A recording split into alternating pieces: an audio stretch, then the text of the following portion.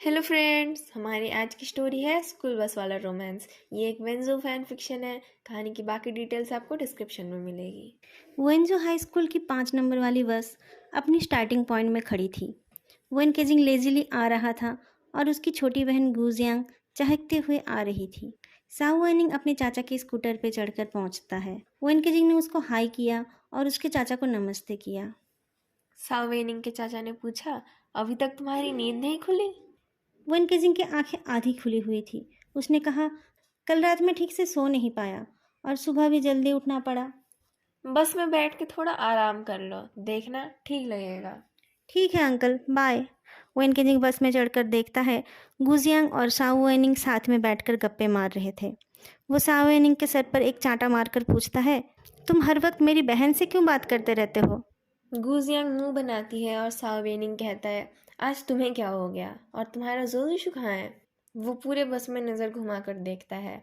उस स्टॉप से 14 बच्चे चढ़ते थे, पर 2 बच्चे कम थे। बस ड्राइवर जोजोशु और उसके छोटे भाई का ही वेट कर रहे थे। वेन केजिंग चिढ़कर बैठ जाता है। साउ वेनिंग फिर से पूछता है, क्या उसने आज छुट्टी ली है? मुझे क्या पता। नींद पूरी ना होने की वजह से उसका मूड खराब था। पिछली रात को जोजोशु के ख्याल उसके दिमाग से जा ही नहीं रहा था।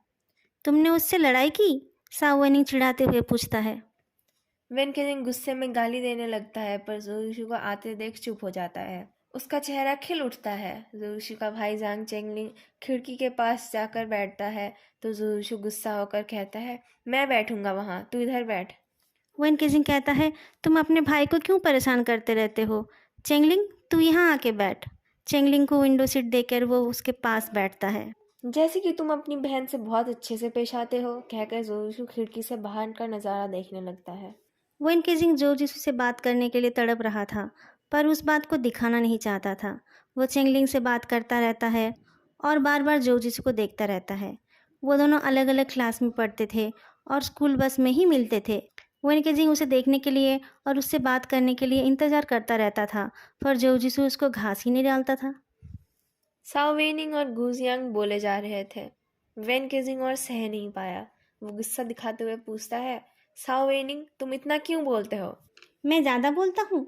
साउ वेनिंग नाराज हो जाता है।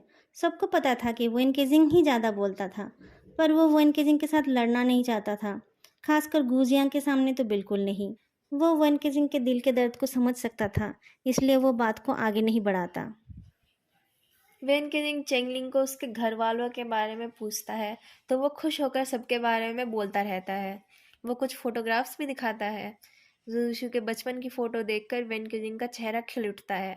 साओ वेनिंग और गुजियांग उसको देखकर हंसते हैं। साउ वेनिंग कहता है, तुम्हारा भैया उसके लिए पागल हो गया है। गुजियांग हंसकर बोलती है, जिसे वो पसंद करता है वो क्लास टॉपर है और स्पोर्ट्समैन भी।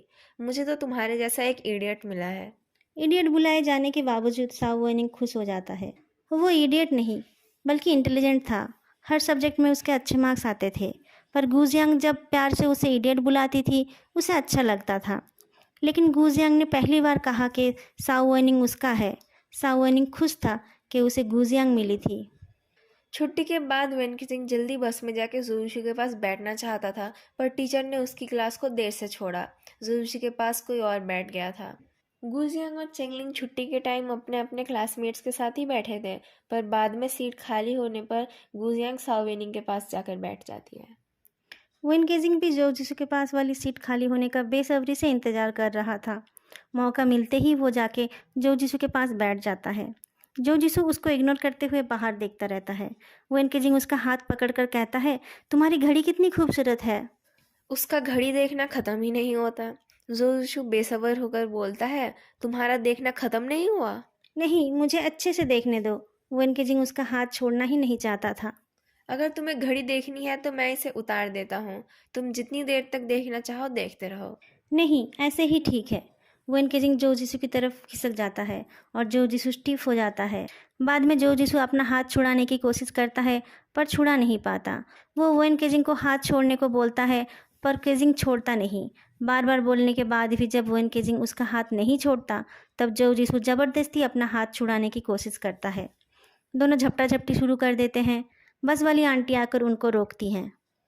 वो लड़ना तो बंद कर देते हैं, पर वेनकेजिंग हाथ नहीं छोड़ता।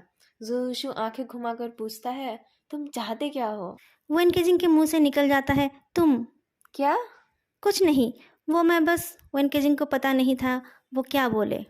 अगर तुम मेरा हाथ पकड़ना चाहते हो तो साफ साफ बताओ, बहाने क्यों बना रहे हो? जोजिशु की बात सुनकर वेनकिजिंग दंग रह जाता है और जोजिशु मौके का फायदा उठाकर अपना हाथ छुड़ा लेता है। वेन केजिंग पूछता है, क्या मैं सच में ऐसा कर सकता हूँ? क्या? क्या मैं सच में तुम्हारा हाथ पकड़ सकता हूँ? नहीं, जोजिशु नकली गुस्से के साथ कहता है। पर मैं ये करना चाहता हूँ। वन केजिंग जो जिसू का हाथ पकड़ लेता है। इस बार जो जिसू मना नहीं करता। गुजियांग और साउ वेनिंग उनको देखकर छुप छुप कर हंसते हैं और धीमी आवाज़ में बात करते रहते हैं। वन केजिंग धीरे धीरे अपनी उंगलियों को जो जिसू की उंगलियों के साथ इंटरलॉक कर लेता है। जो जिसू खिड़की से बाहर देखता रहता है, जैसे कि कुछ हुआ ही नहीं था। किसी को पता नहीं चला उसका दिल कितने तेजी से धड़क रहा था। हमारी आज की स्टोरी यहीं ख़त्म होती है। सुनने के लिए शुक्रिया। अगर आपको वीडियो अच्छी लगी तो लाइक, कमेंट और चैनल को सब्सक्राइब करना मत भूलना। फिर मिलेंगे अगली वीडियो में, तब तक के लिए बाय।